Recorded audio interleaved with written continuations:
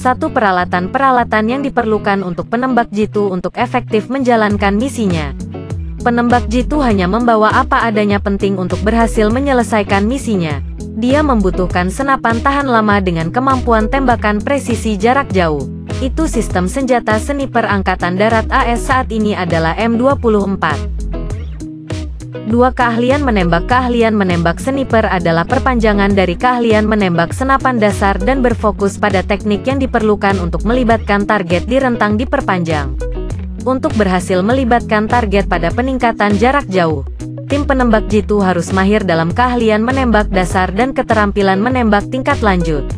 Contoh dari keterampilan ini menentukan efek dari kondisi cuaca pada balistik, menahan untuk ketinggian dan angin, bergerak target, menggunakan dan menyesuaikan ruang lingkup, dan prosedur zeroing.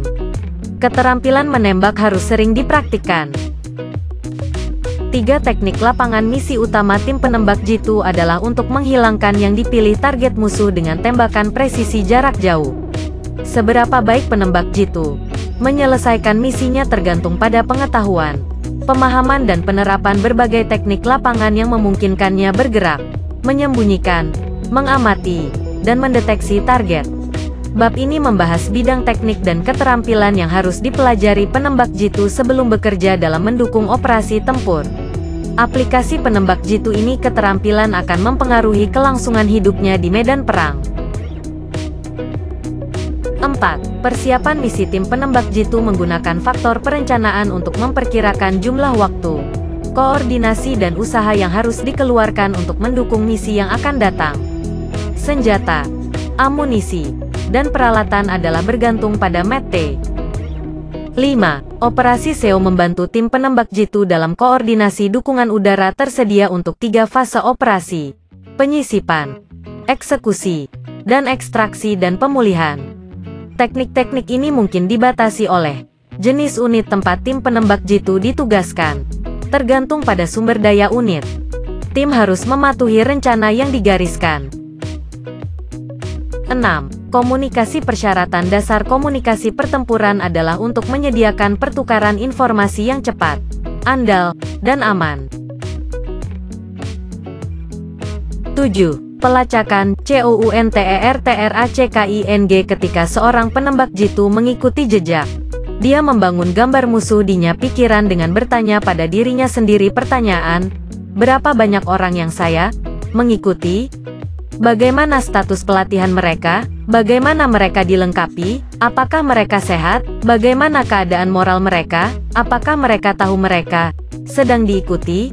Untuk menjawab pertanyaan ini, penembak jitu menggunakan indikator yang tersedia untuk melacak musuh. Penembak jitu mencari tanda yang mengungkapkan suatu tindakan yang terjadi pada waktu dan tempat tertentu. Misalnya, jejak kaki di pasir lembut merupakan indikator yang sangat baik, karena penembak jitu dapat menentukan waktu tertentu yang dilewati orang tersebut dengan membandingkan indikator. Penembak jitu mendapatkan jawaban atas pertanyaannya. Misalnya, jejak kaki dan lecet setinggi pinggang di pohon mungkin menunjukkan bahwa seorang individu bersenjata melewati jalan ini. 8. Pelatihan SNIPERSUSTAINMENT. Pelatihan berulang dalam keahlian menembak jarak jauh dan kerajinan lapangan. Keterampilan memastikan kemungkinan terbaik, keterlibatan yang efektif dan risiko deteksi minimum. Penembak jitu harus mempertahankan keterampilan dasar prajurit dan kuasai dan pertahankan keterampilan misi penting untuk dicapai tujuan mereka. Baik penembak jitu maupun pengamat adalah penembak jitu terlatih dan harus sangat terampil dalam seni menembak. Keterampilan menembak hilang dengan cepat. Oleh karena itu, tim penembak jitu harus mempertahankan dan mempertajam itu keterampilan secara teratur. Untuk menyangkal pentingnya dan kebutuhan untuk mempertahankan penembak jitu, pelatihan membuat komandan kehilangan aset berharga. Bab ini juga termasuk program pelatihan pemeliharaan penembak jitu selama 5 hari.